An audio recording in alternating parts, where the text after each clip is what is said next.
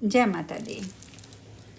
व्यास जी कहते हैं, हे महाराज, यह सुनकर सहस्त्र नेत्र इंद्र ने बृहस्पति जी से कहा कि मैं महिषासुर के विनाश के लिए अब युद्ध की तैयारी अवश्य करूंगा, क्योंकि उद्योग के बिना ना राज्य, ना सुख, ना तो यश की प्राप्ति होती है।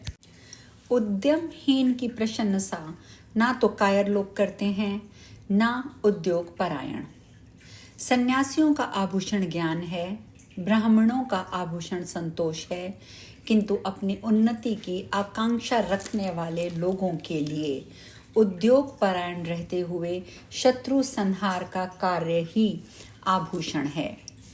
हे मुनि श्रेष्ठ, उद्यम का आश्रय लेकर ही मैंने वृतासुर, नमुची तथा बल आदि दैत्यों का संहार किया था। उसी प्रकार मैं महिषासुर का भी वध करूंगा। आप देवगुरु बृहस्पति तथा श्रेष्ठ आयुध व्रज मेरे महान बल के रूप में सुलभ हैं। साथ ही भगवान विष्णु तथा अविनाशी शिव जी मेरी सहायता अवश्य करेंगे। हे मानद, अब मैं महिषासुर के साथ युद्ध करने के लिए सेना की तैयारी के उद्योग में लग रहा हूँ। हे साधो, अब आप मेरे कल्याणार्थ रक्षोधन मंत्रों का पाठ कीजिए। व्यास जी बताते हैं, वो कहते हैं, हे राजन, देवराज इंद्र के ऐसा कहने पर युद्ध के लिए सर्वथा तत्पर उन सुरेंद्र से मुस्कुराकर बृहस्पति जी ने ये वचन कहा।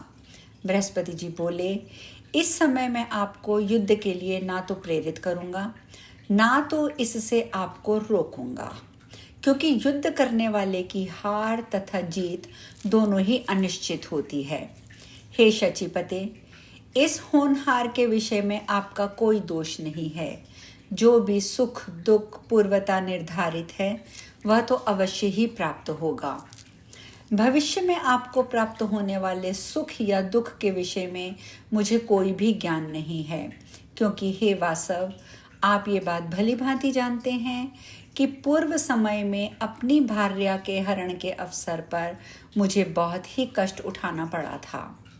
हे शत्रु निपुषूदन, चंद्रमा ने मेरी पत्नी का हरण कर लिया था, जिसके फलस्वरूप अपने आश्रम में रहते हुए मुझे सभी सुखों का विनाश करने वाले महान कष्ट झेलने पड़े। हे सुराधिप, मैं सभी लोगों में परम बुद्धिमान के रूप में विश्रुत हूँ, किंतु जब मेरी भार्या का बलपूर्वक हरण कर लिया गया था तो उस समय मेरी बुद्धि कहाँ चली गई थी। अतएव हे सुराधिप, बुद्धिमान लोगों को सदा यत्नपरायण होना चाहिए। कार्य की सिद्धि ना तो निश्चित रूप से सदा देव के ही अधीन रहती है।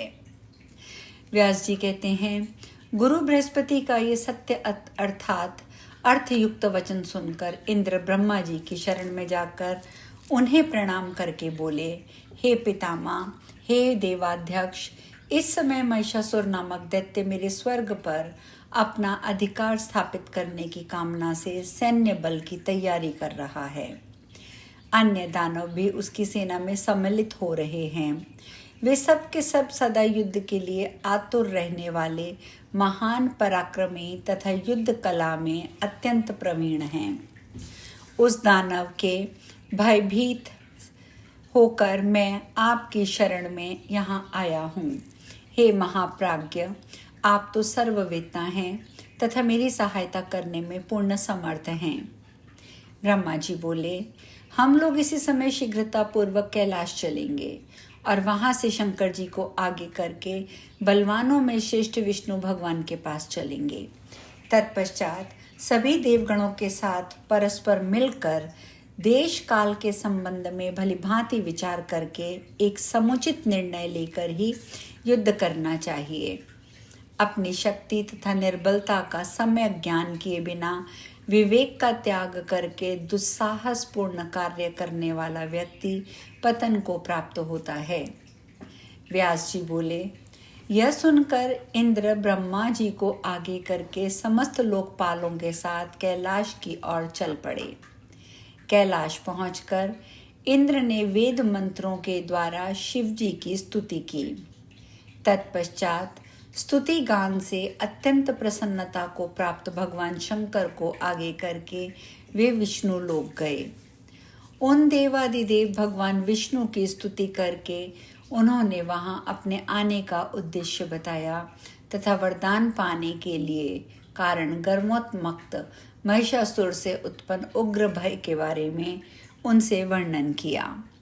उनके भय को सुनकर भगवान विष्णु ने देवताओं से कहा कि हम देवगण युद्ध करेंगे और उस दुर्जय का वध कर डालेंगे। व्यास जी बोले, ऐसा निश्चय करके ब्रह्मा, विष्णु, महेश और इंद्र आदि देवता अपने अपने वाहनों पर चढ़कर चल पड़े। ब्रह्मा जी हंस पर चढ़े, विष्णु भगवान ने गरुड़ को अपना वाहन बनाया, शंकर जी वृषभ पर सवार हुए, इंद्र ऐरावत हाथी पर बैठे, स्वामी कार्तिकेय मोर पर चढ़े, यमराज महिष पर आरूढ़ हुए।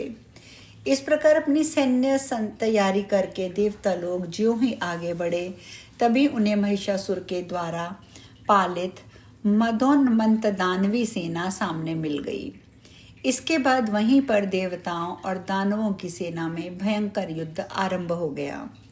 वे एक दूसरे पर बाण, तलवार, भाला, मूसल, परशु, गदा, पट्टे, शूल, चक्र, शक्ति, तोमर, मुदगर, भिंदीपाल, हल तथा अन्य अत्यंत भयंकर शस्त्रों से वे प्रहार करने लगे। महिषासुर के सेनापति महाबली चिक्षुर ने हाथी पर चढ़कर इंद्र पर 5 बाणों से प्रहार कर दिया।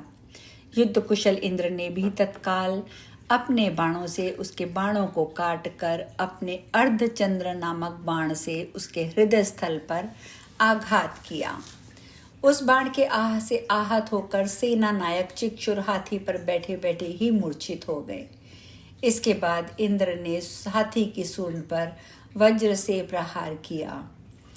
उस वज्र के आघात से हाथी की सूंड कट गई और वह सेना के बीच में भाग खड़ा हुआ। उसे देखकर दानवराज महिषासुर कुपित हो गया और उसने बिडाल नामक दानव से कहा, हे महाबाहो, हे वीर, तुम जाओ और बल के अभिमान में चूर इंद्र को मार डालो। साथ ही वरुण आदि अन्य देवताओं को भी वध करके शीघ्र मेरे पास लौट आओ। व्यास जी बोले, उसकी बात सुनकर वह महाबली बिडाल एक मतवाले हाथी पर सवार होकर युद्ध के लिए इंद्र की ओर चल पड़ा। उसे अपनी ओर आते देखकर इंद्र ने कुपित होकर विषधर सर्प तुल्य तीक्ष्ण बाणों से बिडाल पर प्रहार किया।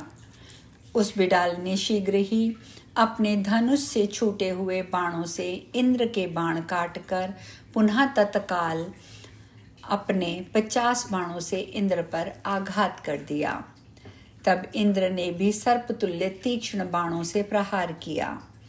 अपने धनुष से छूटे हुए बाणों से उसके बाणों को काटकर इंद्र ने अपनी गदा से उस हाथी की सूंड पर प्रहार कर दिया। अपनी सूंड पर गदा के आघात से वह हाथी बार बार आर्तनाद करने लगा और पीछे घूमकर भागता हुआ वह दैत्य सेना को भी कुचलने लगा, जिससे दानवों की सेना भयाकुल हो उठी। तत्पश्चात हाथी को युद्ध भूमि से भागा देखकर वह दानव बिडाल लौट कर चला गया और पुनः एक सुंदर रथ पर सवार होकर दानवों के समक्ष रण में उपस्थित हो गया। इंद्र ने बिडाल को रथ पर सवार होकर पुनः समरांगण में आया हुआ देखकर अपने सर्पतुल्य तीक्ष्ण बाणों से उस पर आघात करना आरंभ कर दिया। वह महाबली बिडाल भी अत्यंत कुपित होकर भयंकर बाण वृष्टि करने लगा। इस प्रकार विजय के इच्छुक उन दैत्यों के बीच भीषण युद्ध छिड़ गया। क्रोध के प्रभाव से व्याकुल इंद्रियों वाले इंद्र ने बिडाल को विशेष बलवान देखकर जयंत को अपना अग्रणी बना लिया और उसके साथ मिलकर वे युद्ध करने लगे। जयंत ने धनुष पर चढ़ाकर प्रबलता पूर्वक खींचे गए 5 तीक्ष्ण बाणों से मदोन्मत्त उस दानव बिडाल के वक्षस्थल पर आघात कर दिया। उन बाणों के आघात से मूर्छित होकर बिडाल रथ पर गिर पड़ा। तब उसका सारथी तत्काल रथ लेकर रणभूमि से बाहर निकल गया। उस बिडाल के मूर्छित होकर युद्ध भूमि से बाहर चले जाने पर देवसेना में महान विजय घोष और दुधुम्बियों की ध्वनि होने लगी। सभी देवता प्रसन्न होकर इंद्र की स्तुति करने लगे, गंधर्व गाने लगे, अप्सराएं नाचने लगीं। आज हम यहीं विश्राम लेंगे। शेष कल। जय माता दी।